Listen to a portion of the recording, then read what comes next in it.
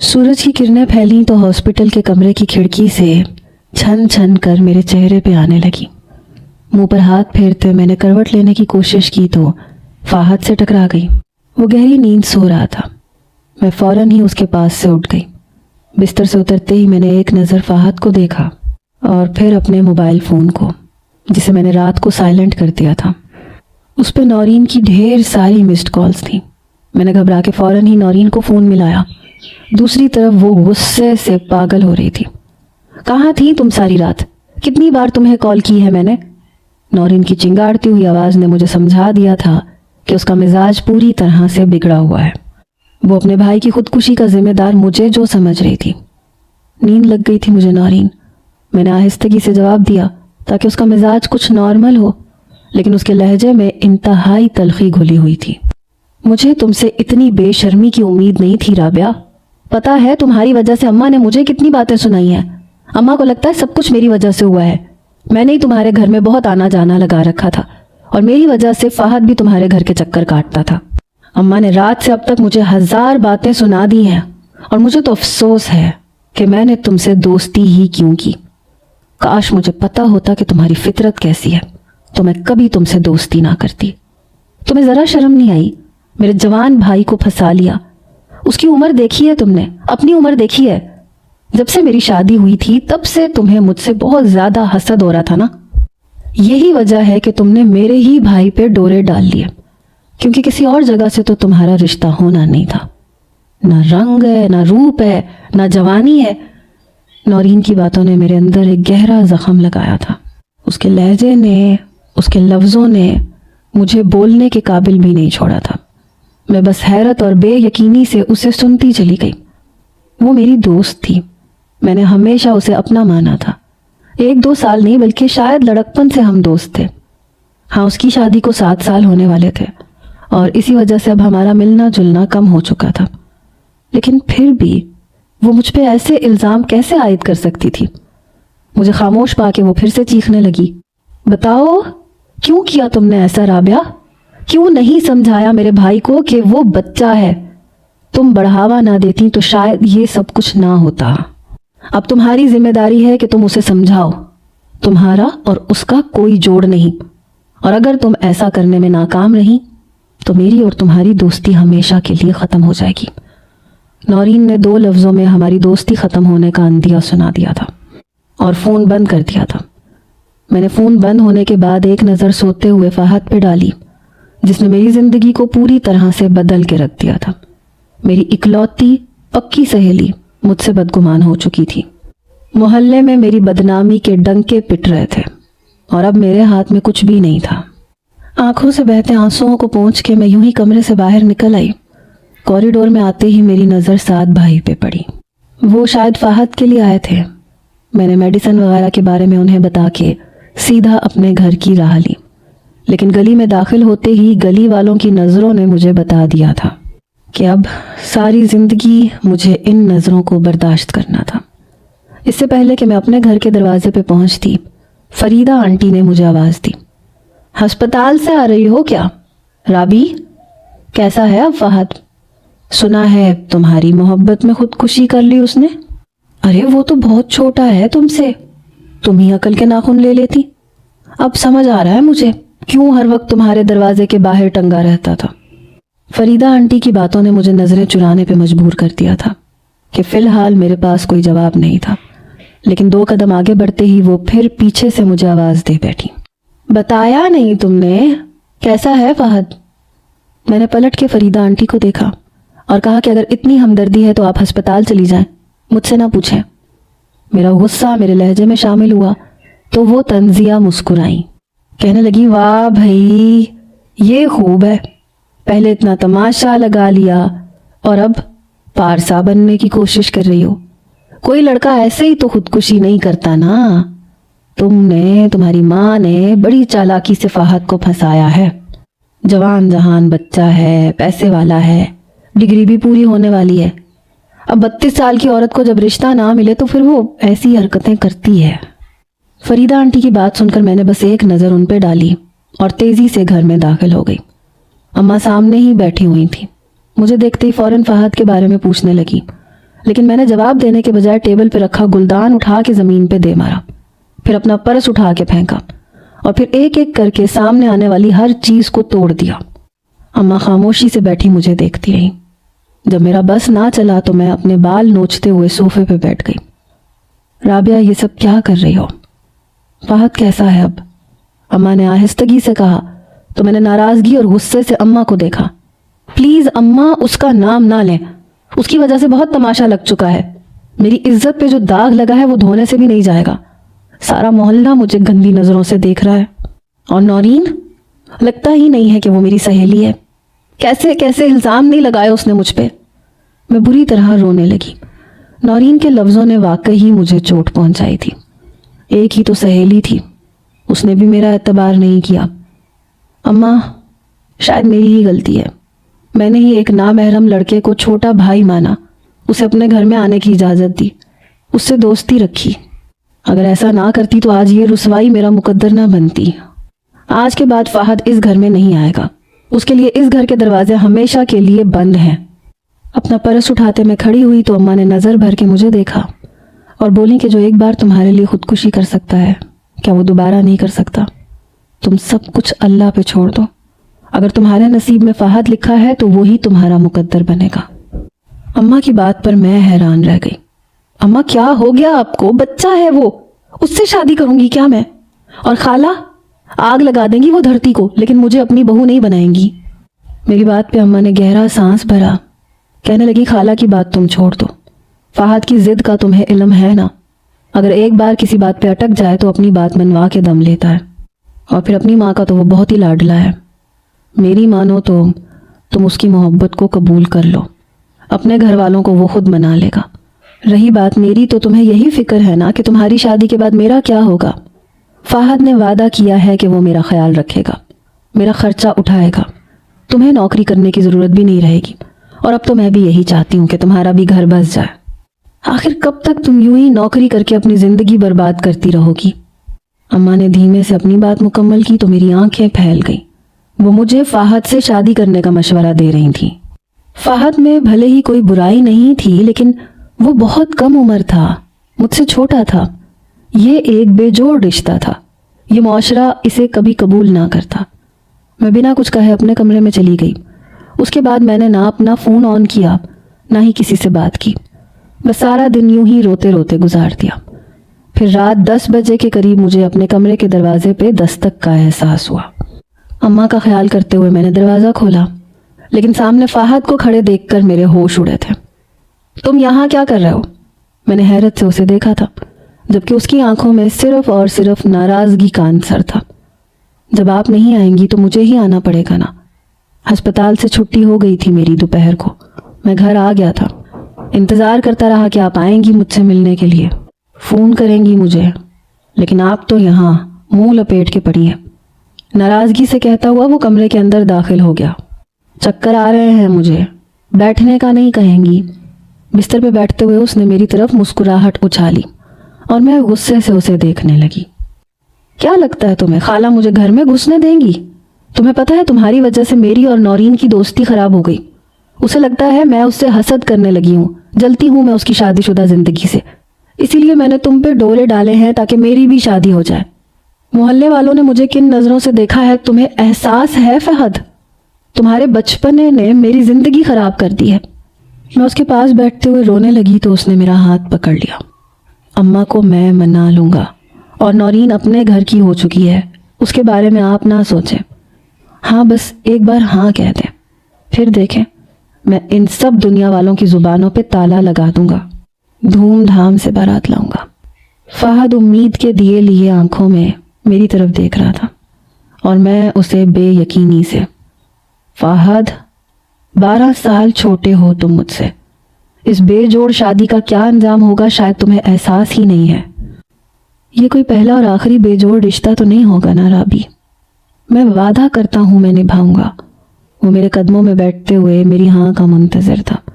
اس کے ہاتھوں پہ بنی پٹیاں، آنکھوں کے نیچے پھیلی زردی اور آنکھوں کے سوال مجھے بے چین کرنے لگے۔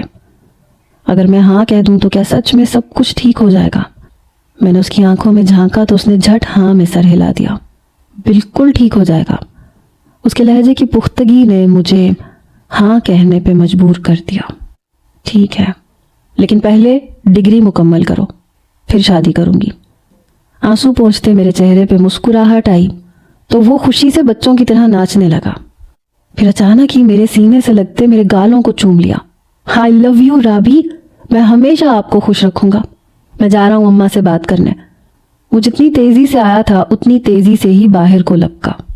رکو فہد، سوچ سمجھ کے بات کرنا، خالہ نہیں مانیں گی، میں نے پیچھے سے آواز لگائی۔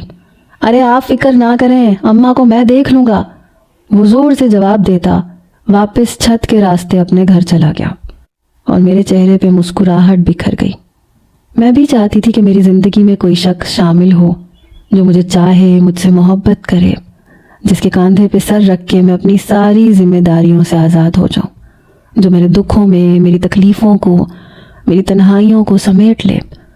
لیکن آج تک کبھی میری زندگی میں ایسا کوئی مرد نہیں آیا تھا، اور اب جا کے مجھے لگ رہا تھا کہ فہد واقعی میری تکلیفوں کو مٹا سکتا ہے، کیونکہ اس کی خوشی دیکھ کر مجھے خوشی ملتی تھی، اس کی تکلیف پہ مجھے تکلیف کا احساس ہوتا تھا۔ فہد کے جانے کے بعد میں مستقبل کے خواب سے جانے لگی، اس خوف کو بھلا کر کہ اگر خالہ نے انکار کیا تو کیا ہوگا۔ اگلی دوپہر ہمارے گھر میں ایک طوفان کھڑا تھا۔ خالہ نے دروازے پہ کھڑے ہو کے میری ذات پہ وہ کیچڑ اچھالا جو میری برداشت سے باہر تھا۔ محلے کی عورتیں بھی جمع ہو چکی تھیں، کوئی مجھے برا کہہ رہا تھا، کوئی بد کردار، کوئی جادوگرنی، اور میں اور میری ماں خاموشی سے سب کچھ سن رہے تھے۔ اتنے میں فہد چلا آیا۔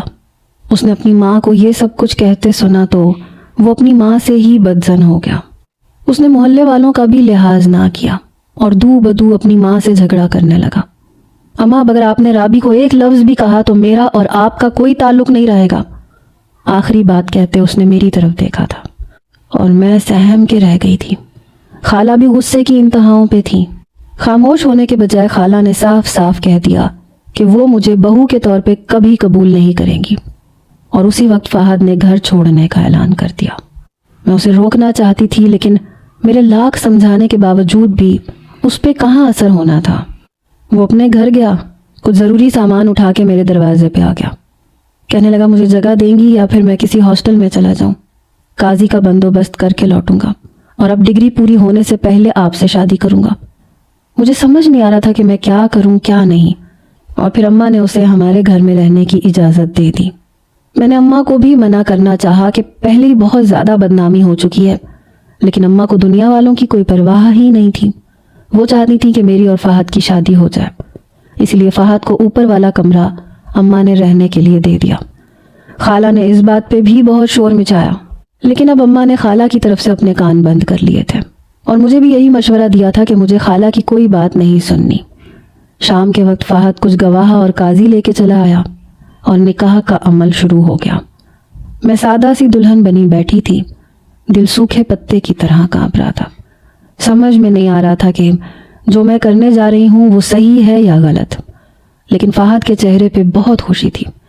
نکاح کا عمل مکمل ہوا، میں اور فہد ایک جائز رشتے میں بندھ گئے۔ قاضی صاحب اور گواہان کے جاتے ہی خالہ دوڑی چلی آئیں، کیونکہ انہیں خبر مل گئی تھی کہ فہد نے مجھ سے نکاح کر لیا ہے۔ کتنی ہی دیر وہ فہد سے جھگڑا کرتی رہیں، لیکن فہد کے کان پہ جوں تک نہ رینگی۔ اور پھر خالہ نے میری طرف دیکھا، مجھے کہنے لگی مجھے تم بہو کے طور پہ قبول ہو، چلو ہمارے گھر۔ اپنی ماں کی بات سن کے فہد خوشی سے اچھل پڑا، لیکن میں حیرت سے خالہ کو دیکھ رہی تھی۔ ان کے یہ بدلتے ہوئے رنگ مجھے ہرگز بھی مناسب نہیں لگ رہے تھے۔ ضرور کوئی نہ کوئی بات تھی۔ اس سے پہلے کہ میں کچھ کہتی، فہد نے میرا ہاتھ پکڑ لیا، کہنے لگا دیکھا میں نے کہا تھا نا، اماں ہم سے بہت محبت کرتی ہیں، وہ مان جائیں گی، چلو اب جلدی سے میرے گھر چلو۔ فہد کے کہنے پہ میں اپنا تھوڑا بہت سامان لے کے خالہ کے گھر میں داخل ہوئی تو سامنے نورین کھڑی تھی۔ نفرت بھری نظروں سے مجھے دیکھتے ہوئے اس نے رخ پھیر لیا۔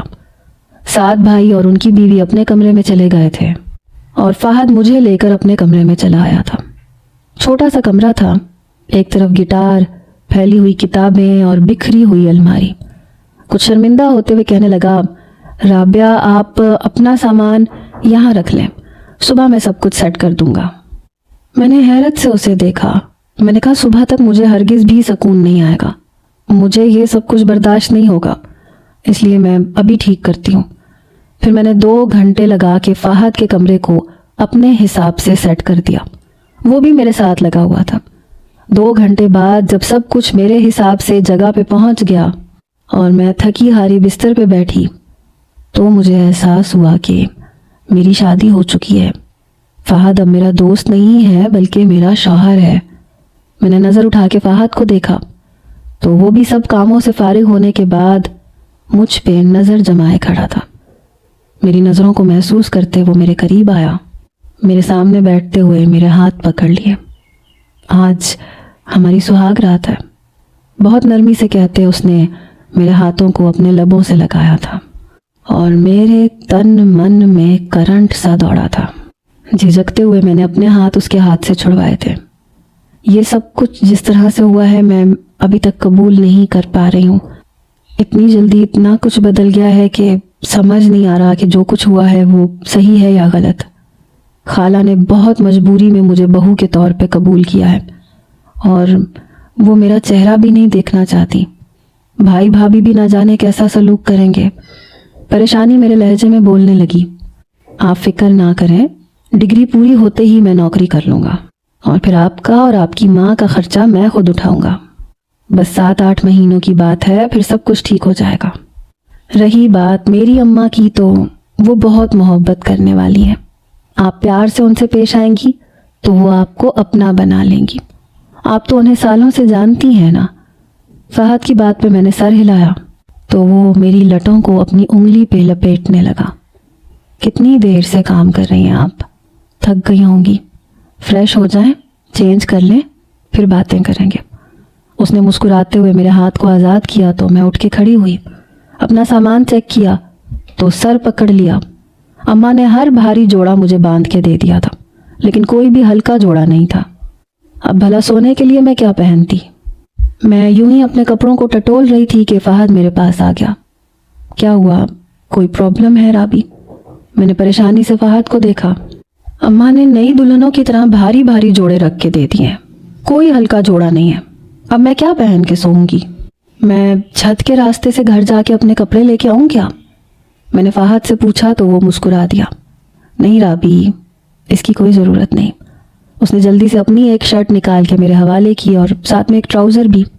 آپ یہ پہن کے سکون سے سو سکتی ہیں۔ میں نے حیرت سے اس کے کپڑے دیکھے اور مسکرا کے شاور لینے پہنچ گئی۔ شاور لے کے میں نے فہد کے کپڑے پہنے تو ایک عجیب سے احساس نے مجھے گھیر لیا۔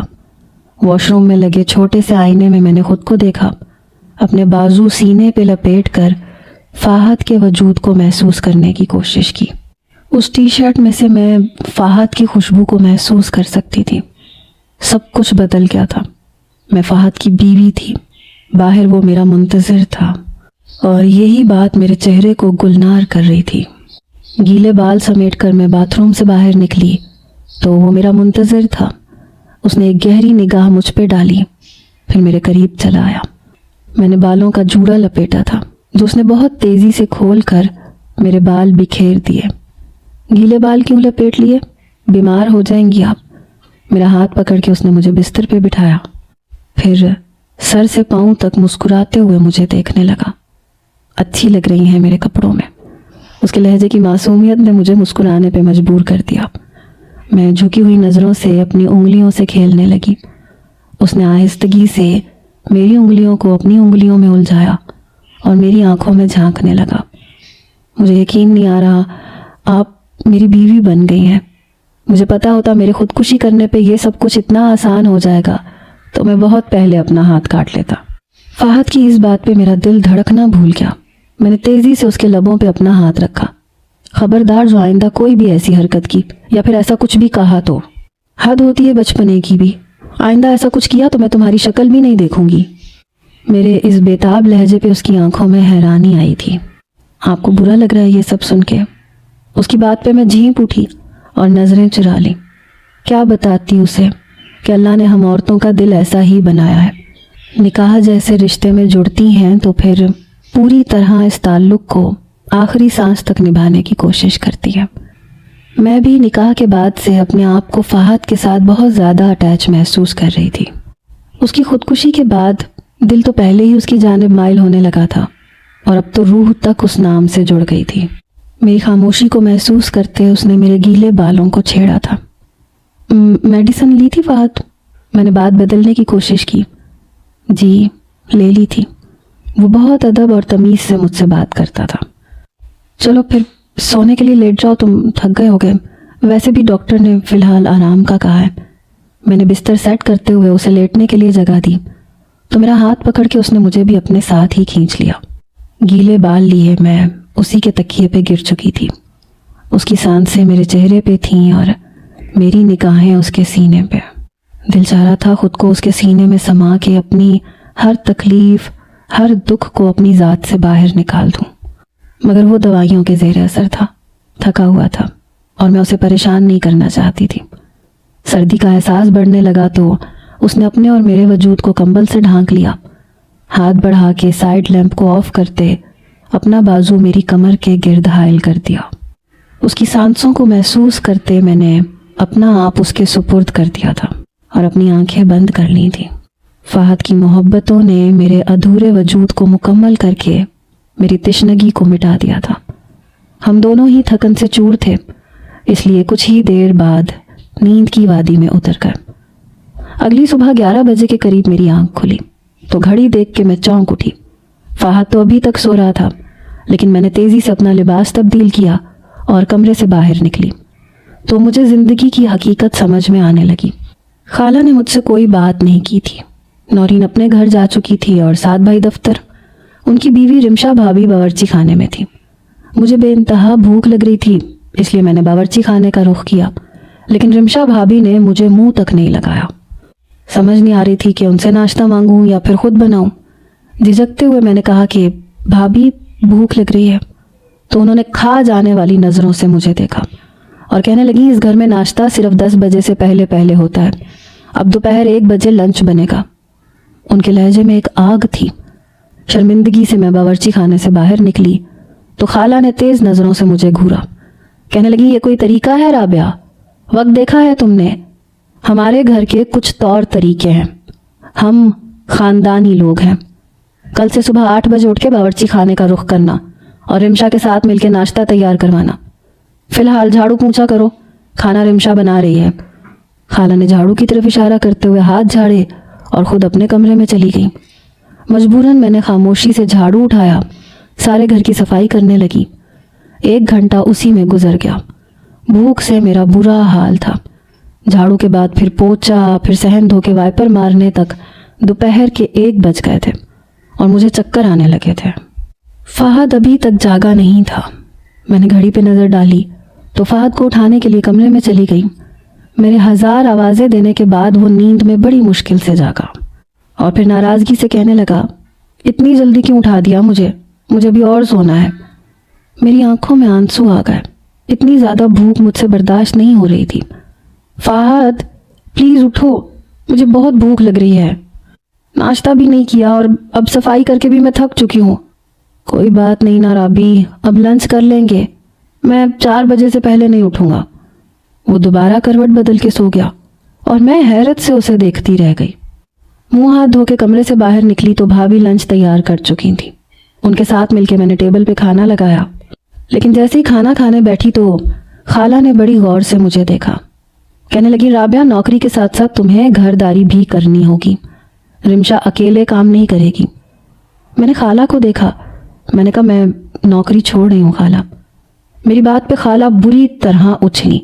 کہنے لگی تو پھر تمہارا اور تمہارے شوہر کا خرچہ کون دے گا؟ سعد کب تک تمہارے شوہر کا خرچہ اٹھائے گا؟ جب تک تمہارے شوہر کی ڈگری پوری نہیں ہوتی تمہیں کمانا ہوگا اور اپنا اور اس کا خرچہ خود دینا ہوگا۔ میں جو سالوں سے نوکری کر کر کے تھک چکی تھی، سوچ رہی تھی کہ اب شادی کے بعد نوکری چھوڑ دوں گی، کچھ دن سکون کی سانس لوں گی۔ خالہ نے میرے ارمانوں پہ پانی پھیرا تھا۔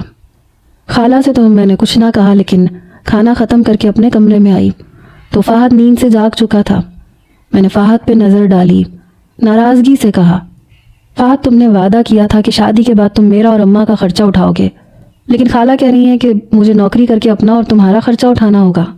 यानी अब मैं अम्मा के साथ साथ तुम्हारा खर्चा भी उठाऊंगी? मुझे लगा था फहद मेरी बात सुन के फौरन रिएक्ट करेगा कि आपको नौकरी करने की कोई ज़रूरत नहीं है, लेकिन ऐसा कुछ नहीं हुआ। वो उठ के बैठा, मेरा हाथ पकड़ के मेरे कंधे से सर टकाकर मोहब्बत से कहने लगा, बस कुछ अरसे की तो बात है राबी, मेरी डिग्री मुकम्मल होने तक कर ले नौकरी, फिर मैं एक अच्छी नौकरी तलाश करूँगा और आपको सारी जिम्मेदारियों से आज़ाद कर दूंगा, ये वादा है मेरा। फहद की बात ने मुझे झंझोड़ के रख दिया था। फहद, तुमने तो कहा था कि तुम डिग्री पूरी करने के साथ साथ पार्ट टाइम नौकरी करोगे और ख़र्चा उठाओगे मेरा। मैं थक चुकी हूँ, अब अपनी नौकरी से और घरदारी के साथ मैं नौकरी नहीं कर सकती। अम्मा के घर पे तो अम्मा काम करती थी, यहाँ मुझे घर का काम भी करना होगा। फहद ने मोहब्बत से मेरे बालों को छेड़ा, बोला, कितनी औरतें हैं जो नौकरी के साथ घर के काम भी करती हैं, और फिर कुछ वक्त की तो बात है, मेरी मोहब्बत की खातिर एडजस्ट कर लेना। मेरे बालों से खेलते हुए वो अपनी बात मुकम्मल कर गया और मेरे दिल पर एक ज़रब सी लगी। बिना कुछ कहे मैंने खामोशी से अपनी आंखें बंद करके बेड ग्राउंड से सर टकाया था। फहद उठ के गुनगुनाते हुए कमरे से बाहर चला गया और मैं अपनी सोचों समेत बिस्तर पर बैठी रह गई। क्या मर्द की मोहब्बत सिर्फ जिस्म के हसूल तक होती है? एक बार वजूद मिल जाए तो वादों की नौयत और इरादों की नीयत बदलने लगती है। क्या वाकई सिर्फ कुछ और अरसा मुझे नौकरी करनी थी, या फिर मैंने अपने लिए उम्र भर का रोग चुना था?